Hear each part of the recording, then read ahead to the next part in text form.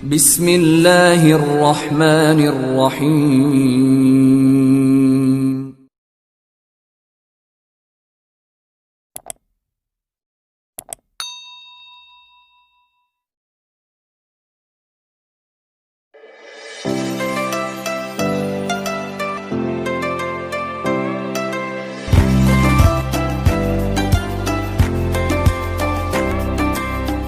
Bismillahirrahmanirrahim.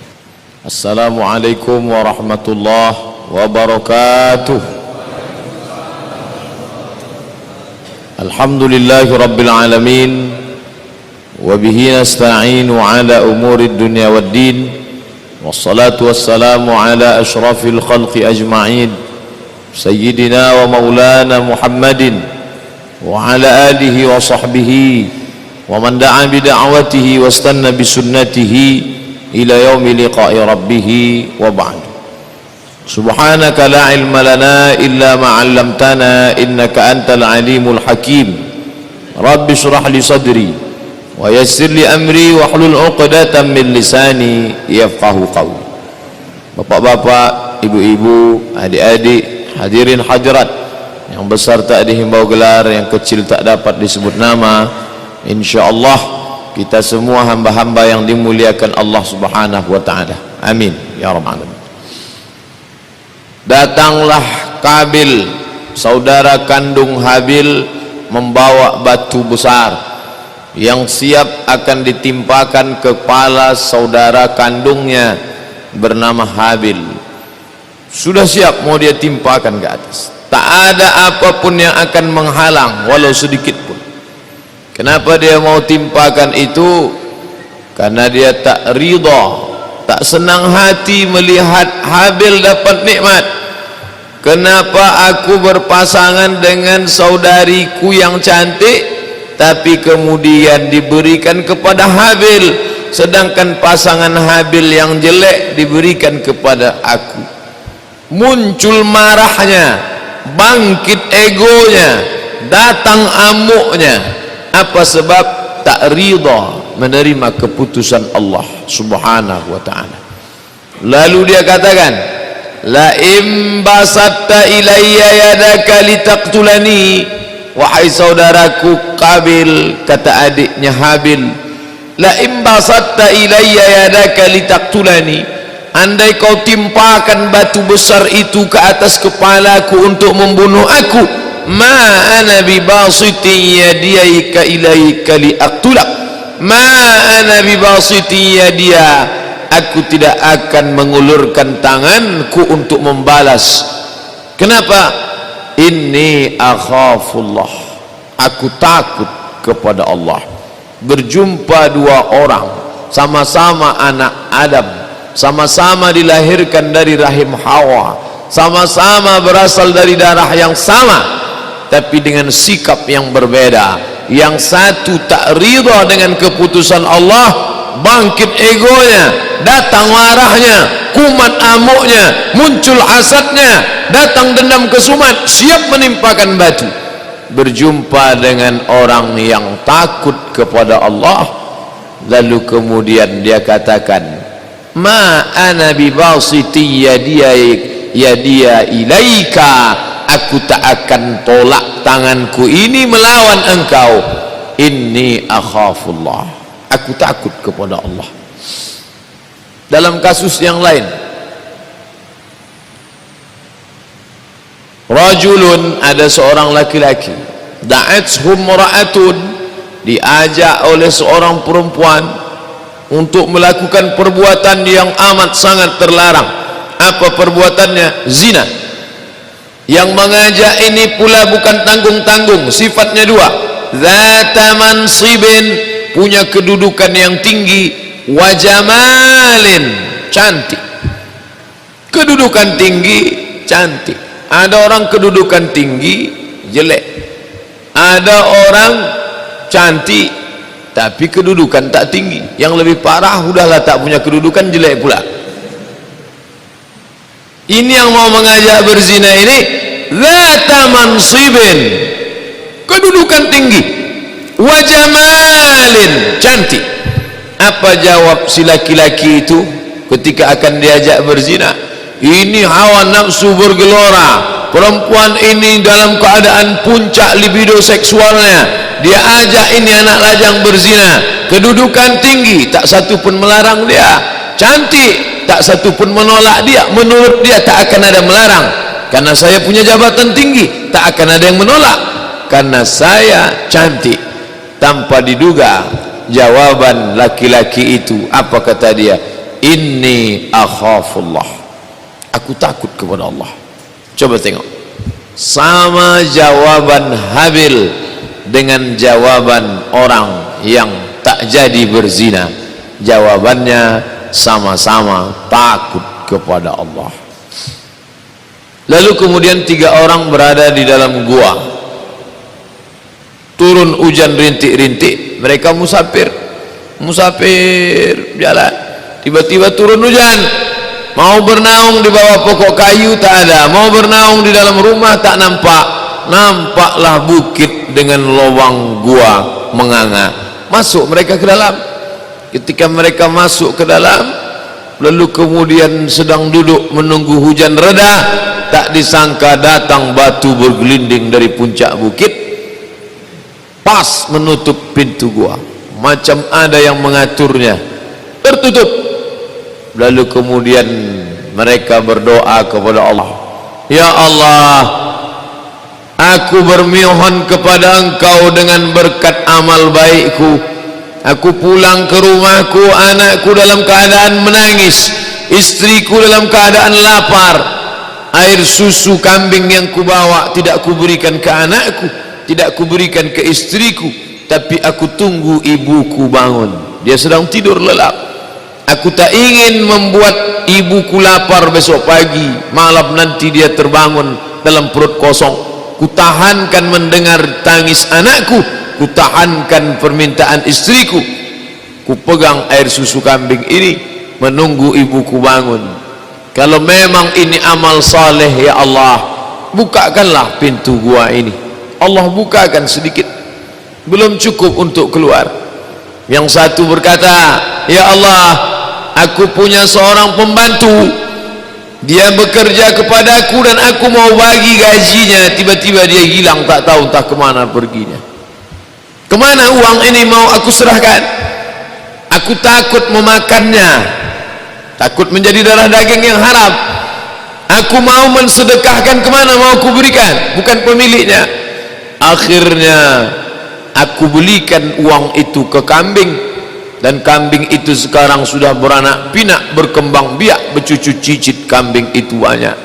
Sekarang datang pembantuku itu entah dari mana, tiba-tiba dia muncul, lalu aku panggil dia, hai pembantuku, sini. Ada apa tuan? Ingat dulu kamu waktu pergi tidak pamit. Ya. Sudah ambil gaji belum? Belum. Gajimu itu tidak kumakan karena aku takut kepada Allah. Sekarang kau lihat kambing yang banyak itu, ya, itu punya engkau, terserah engkau. Sekarang ambillah. Diambilnya kambing itu semua, satu pun tak disisakannya. Tapi aku tak kecewa karena aku takut kepada Allah. Kalau memang amalku ini baik, ya Allah, maka bukakanlah pintu gua ini. Terbuka sedikit, karena buah daripada takut kepada Allah. Ini susu kalau aku berikan ke anakku, memang dia layak menerima. Kalau aku berikan ke istriku, memang dia lapar, tapi ku tunggu ibuku bangun. Kenapa? Karena aku takut di bawah engkau langsung ridha orang tua. Wa qadha rabbuka alla ta'budu illa iyyah. Allah mewajibkan supaya beribadah hanya kepada dia. Setelah Allah langsung wabil walidaini ihsana, orang tua. Itu kata Quran. Bagaimana dengan hadis? Ridallahu fi ridal walidain wa sukhutullahu fi sukhutil walidain. Takut kepada Allah. Orang berbakti kepada orang tua karena takut kepada Allah. Orang tak jadi mengkhianati orang tua karena takut kepada Allah. Orang tidak jadi memakan gaji pembantu karena takut kepada Allah. Datang orang yang ketiga di dalam gua. aku jatuh cinta dengan sepupuku, dekat, sehingga kalau kami berjalan bersama tak ada orang curiga karena mereka menganggap kami keluarga dekat. Lalu akhirnya aku jatuh cinta kepadanya dan kami hampir saja melakukan perbuatan zina, tapi itu tidak terjadi karena aku takut kepada Engkau ya Allah, maka bukakanlah pintu gua ini. Allah bukakan, lalu mereka pun dapatlah lewat. Inilah makna firman Allah, ya ayyuhalladzina amanu taqullah, takutlah engkau kepada Allah, wabtaghu ilaihil wasilah, carilah wasilah, carilah jalan, jangan langsung kepada Allah. Yang dimaksud dengan wasilah di situ adalah amal saleh, buah daripada takut kepada Allah Subhanahu wa taala. Wa amma man khafa maqama rabbih, siapa yang takut kepada Allah, setelah takut apa tanda dia takut? Wa nahan nafsa 'anil hawa, kemudian dia menahan hawa nafsunya, fa innal jannata hiyal ma'wa, maka surgalah tempatnya. 3 proses. Surga tinggi, nun jauh di sana. Bagaimana orang bisa sampai? Turun ke bawah karena mampu menahan hawa nafsu. Kenapa orang bisa melawan hawa nafsu? Takut. Anak tangganya 3. Takut, tercegah hawa nafsu, dapat surga. Kalau turun ke bawah, kenapa orang tak dapat surga? Karena tak takut hawa nafsu. Kenapa orang tak bisa mengendalikan hawa nafsu? Karena tak takut kepada Allah. Oleh sebab itu, inti daripada agama Islam ini adalah ya ayyuhalladzina amanu taqullah haqqa tuqatih, sebenar-benar takut kepada Allah Subhanahu wa taala. Khatib naik ke atas mimbar kita hari Jumat. Apa pesan dia dari atas mimbar yang didengar oleh semua jamaah yang datang? Usikum wa nafsi, aku pesankan kepada kalian semua wahai para jamaah Jumat, wa nafsi, dan kepada diriku sendiri, bitaqwallah, takut kepada Allah Subhanahu wa taala. Oleh sebab itu, kalau kita mengaji ini niatnya satu saja. Kenapa bapak datang ngaji sana, adik ikut ngaji sini, ibu datang ngaji subuh, bangun pagi pergi kajian duha, datang kajian maghrib, masuk kajian isya, pengajian maqasid syariah dengan Dr. Helmi Basri hadir, pengajian tazkiyatun nafs, pembersihan hati dengan Ustaz Saidul Amin datang, pengajian subuh Sabtu dengan Ustaz Abdul Somad datang. Yang dicari itu apa? Saya ingin hati saya takut kepada Allah. Lalu kalau ngaji sering rasa takut tak ada, apa maknanya? Berarti kita husnuzan, bukan suuzan. Mungkin dia belum tumbuh. Nanti kalau sudah 2, 3, 4 kali, insya Allah bibit yang katanya keras, kulit yang katanya tebal, kalau disiram lama-lama pecah juga. Batu yang katanya keras, batu yang katanya kuat, disiram berlobang juga. Maka didengarkanlah telinga itu kepada kajian, insya Allah mendatangkan rasa takut ke dalam hati. Tapi ini udah ngaji setahun kok nggak takut-takut juga Pak Ustadz. Mungkin hatinya sudah tak ada lagi di dalam. Kalau diklik kanan cek properties, empty, kosong. Na'udzubillah.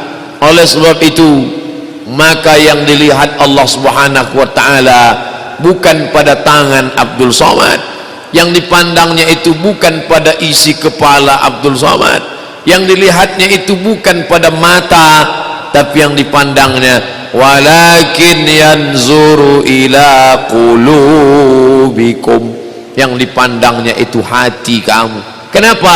Disitulah letak rasa takut. Kalau ada pedagang yang tak jadi menipu pembelinya, padahal ada kesempatan, ngomongnya pandai, orang percaya sama dia, tak jadi dia menipu, apakah takut itu letaknya di lidahnya? Bukan. Apakah takut itu di tangannya? Tidak. di mana letak? Di hatinya. Makanya kata Nabi, ala fil jasadi mudghah, ketahuilah di dalam badanmu itu ada mudghah, sesuap, segumpal, sekepal. Idza saluhat, kalau dia baik, saluhal jasadu kulluh, yang lain ikut menjadi baik. Wa idza fasadat, kalau dia rusak, fasadal jasadu kulluh, maka yang lain ikut menjadi rusak. Ala wahyal qalb, itu adalah hati, karena di dalam hati itulah ada rasa takut kepada Allah Subhanahu wa ta'ala. Apakah manusia itu pada awal fitrahnya berani atau takut? Awalnya dia takut. Makanya ketika dia sebelum turun ke dunia, dia tak pernah melawan. Sebelum dia berjumpa dengan tulang, kulit, bulu, darah, daging, kuku, urat, dia tak pernah melawan. Semua apa kata Allah, sami'na wa ata'na. Waktu di alam roh dia bertasbih, waktu di alam malakut, al-jabarut, di alam keagungan kemuliaan Allah, dia tak pernah sedikit pun melawan. Tapi begitu dia berjumpa dengan jasad, takutnya mulai menipis, sampai akhirnya takutnya kepada Allah mulai berkurang, dan takutnya kepada dunia mulai bertambah. Pertama seimbang, takutnya kepada Allah tinggi, lalu kemudian begitu dia berjumpa dengan dunia, mulailah berkurang.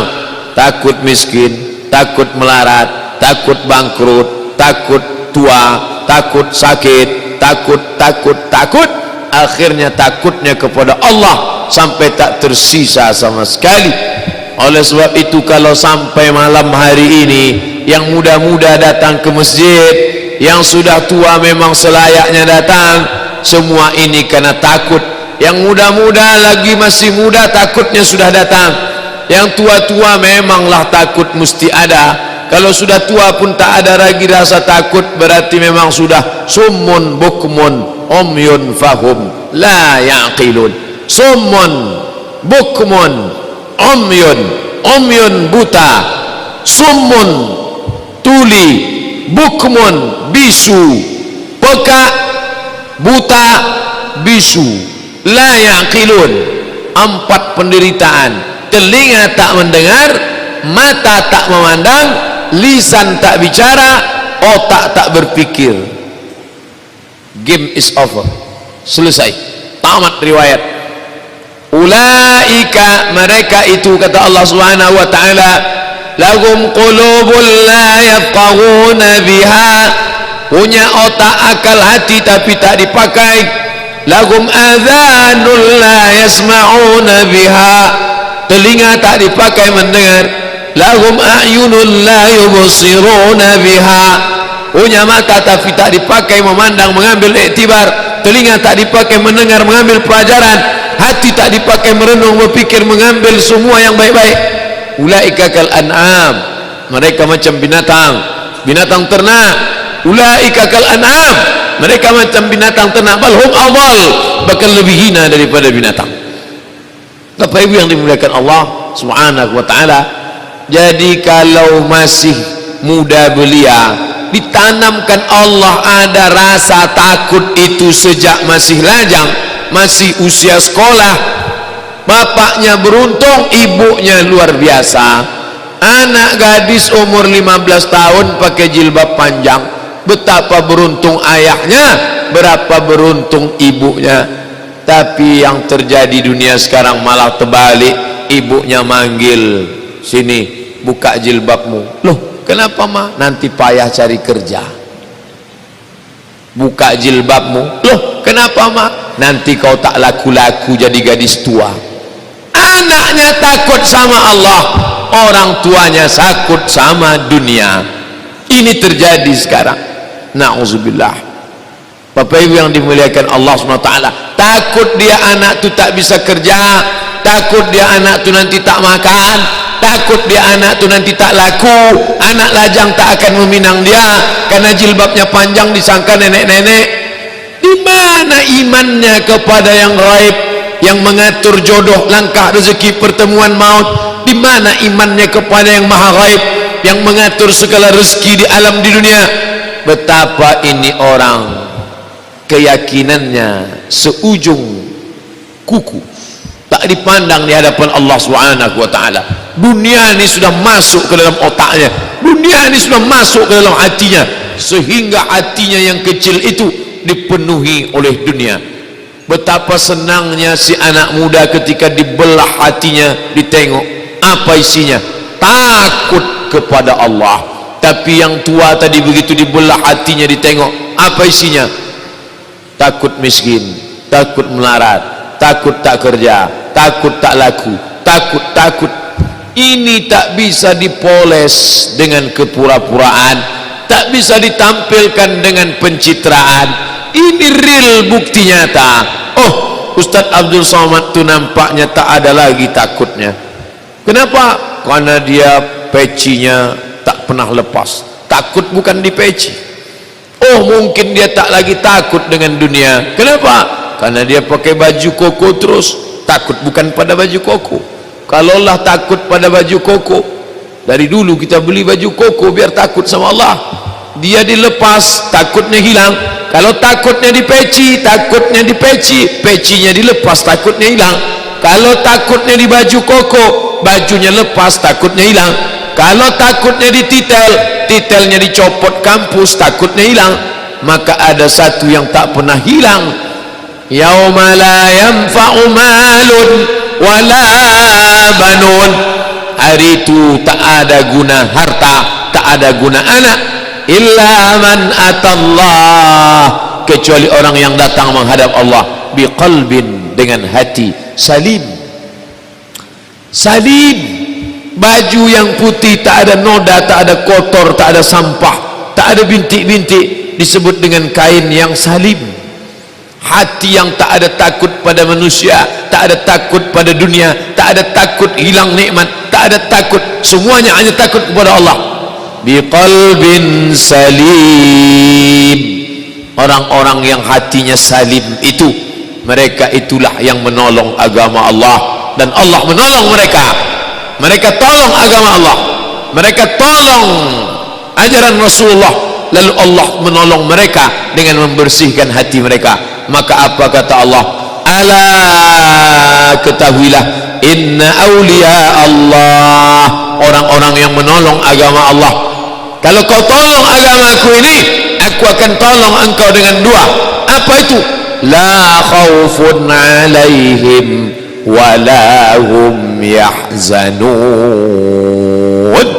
Akan kucabut rasa takut dari hatimu, wala hum yahzanun, akan kucabut rasa sedih. Sedih itu datangnya dari mana? Dari hawa nafsu. Hawa nafsu itu letaknya di mana? Di dalam hati. Begitu hawa nafsu menguasai hati, muncul rasa sedih. Sedih kehilangan, sedih kematian, sedih kebangkrutan, sedih atas masa lalu. Akhirnya orang yang sedih itu duduk termenung sendiri. Sedih anak meninggal, sedih suami sakit, sedih kena diabetes meletus, sedih kebun digarap orang, sedih halaman rumah diambil oleh perusahaan jalan, sedih. Akhirnya tiap hari dia bersedih. Datang kawannya yang tak sampai hati nengok dia sedih, dibelikannya lah buku, judulnya jangan bersedih. La tahzan, don't be sad. Hai bro, aku tak sampai hati melihat kau bersedih tiap hari. Nih kubelikan buku. Apa judulnya? Don't be sad, jangan bersedih. Siapa menulisnya? Syekh Dr. Aid Al-Qarni, yang baru saja ditembak di Filipina. Sedihkah dia karena ditembak? Saya tak tahu. Tapi kalau menurut bukunya dia tak sedih, karena buku itu pun dia tulis ketika di penjara. Saat itu hatinya sedih. Kenapa ulama besar di penjara? Kenapa orang hebat dikucilkan? Kenapa ini? Akhirnya dia menghibur dirinya yang sedih. Dia katakan kepada dirinya, hai hatiku, jangan kau sedih. Menjadi bestseller. Yang ditulis dari hati akan masuk ke hati, yang disampaikan dari hati akan menyentuh hati, yang dari mulut hanya sampai ke mulut saja. Multi level marketing, mulut ke mulut. Bapak Ibu yang dimuliakan Allah Subhanahu wa ta'ala, oleh sebab itu mempankah buku jangan bersedih bolak-balik dia baca, kenapa tak menyentuh juga ke dalam? Dia lupa yang memiliki hati itu bukan kita. Kita hanya dipinjamkan sebentar. Ini hati ku pinjamkan untukmu, tapi bukan milikmu.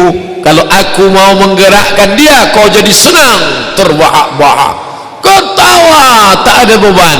Tapi ketika aku ingin kau menjadi susah, kuningmu berkerut, wajahnya seperti orang sudah umur 70-an, padahal umurnya baru 17.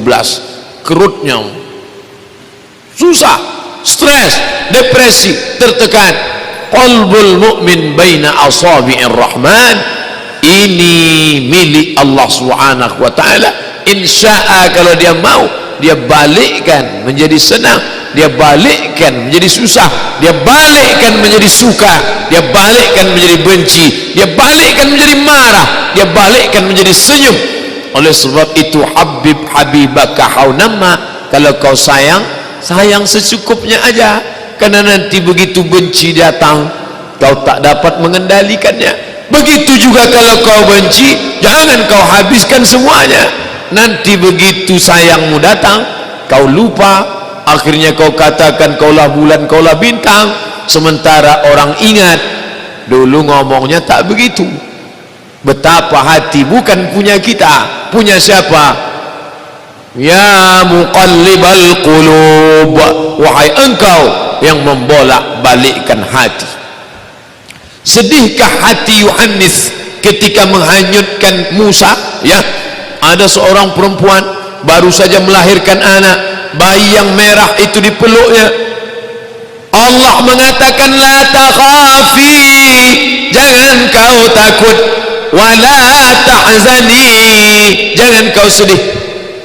Sedihkah engkau karena anakmu ini nanti akan dipotong oleh Fir'aun? Tentu dia sedih. Ibu mana yang tak sedih? Anaknya bukan kena penyakit demam berdarah, anaknya bukan kena penyakit campak, anaknya bukan karena sakit demam panas, anaknya akan disembelih Fir'aun.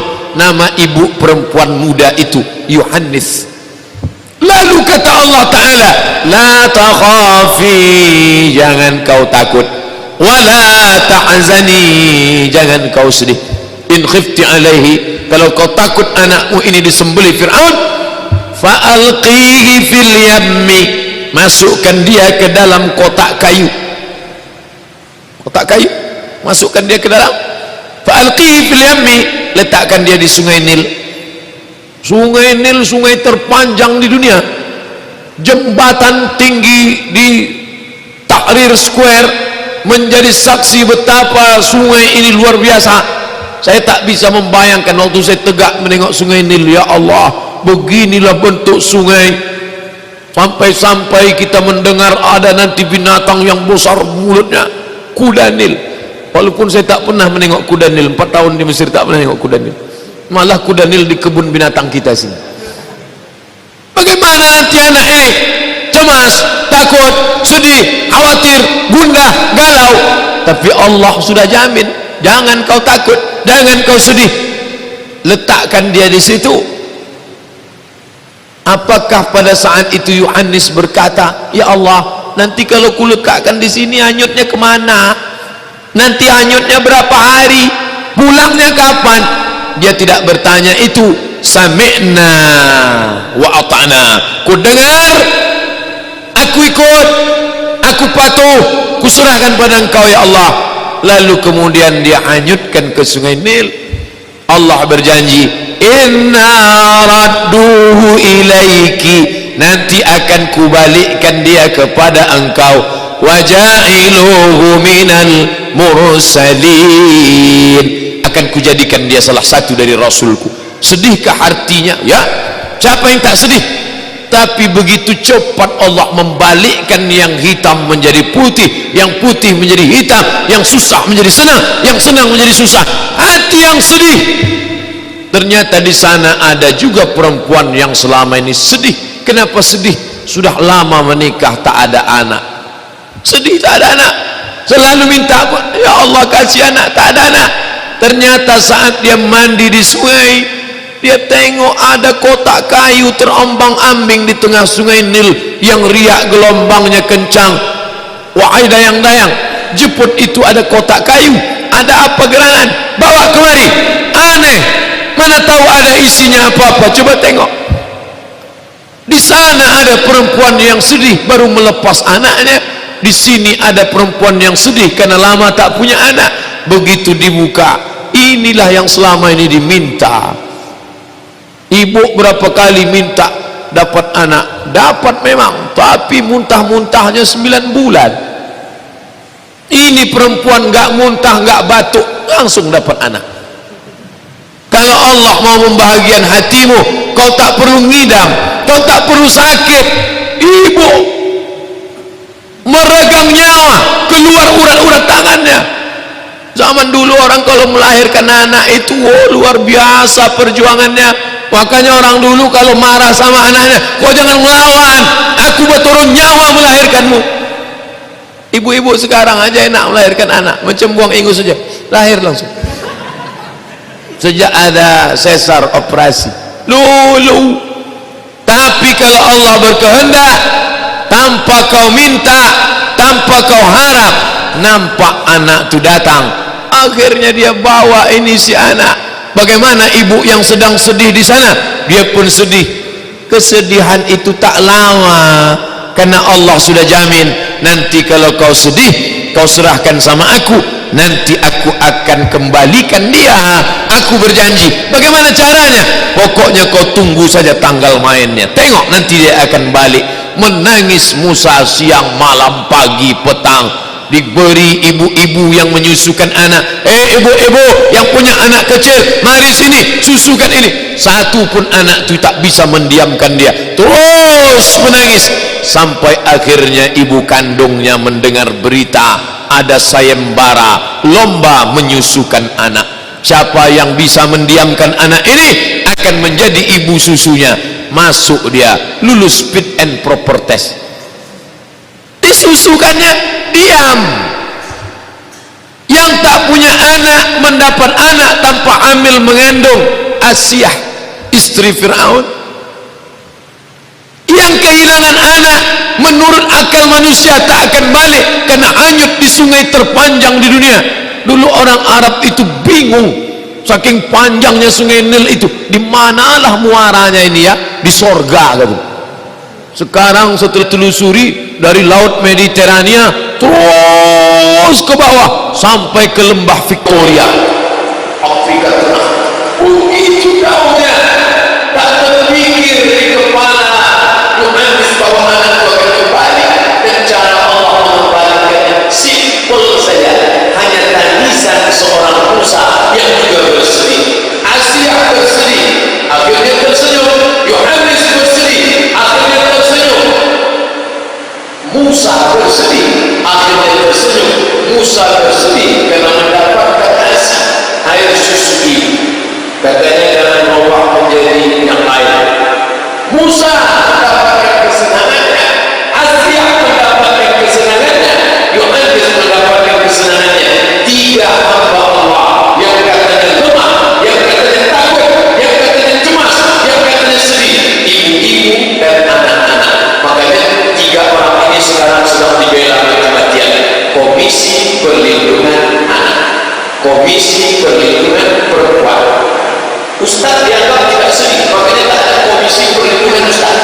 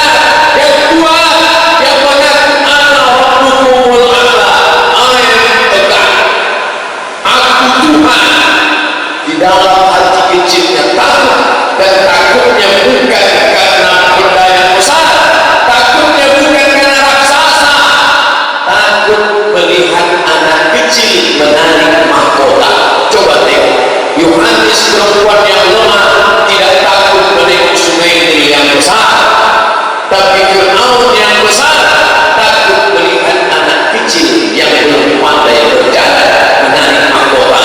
Betapa orang yang besar itu nampaknya besar, tapi dia kerdil dalam hatinya. Betapa orang yang lemah itu nampaknya lemah, tapi jiwanya besar. Sungai yang besar nampaknya kecil. Siapa yang membuat dia berbuat itu nampak kecil? Allah. Berbunyi jam telah sholat. Kita lanjutkan ke telah sholat insyaAllah. Yang besar-besar ini kecil. Kenapa? Karena kita menyerahkan kepada yang maha besar, Allah. Nanti siapa yang paling kuat takbir dan itu yang paling besar masalah. Besar masalah ini kecil, Allah. Imam mesti kuat takbir. Kalau tidak mampu tak kedengaran. Kita lanjutkan setelah sholat. Terima kasih. Wassalamualaikum.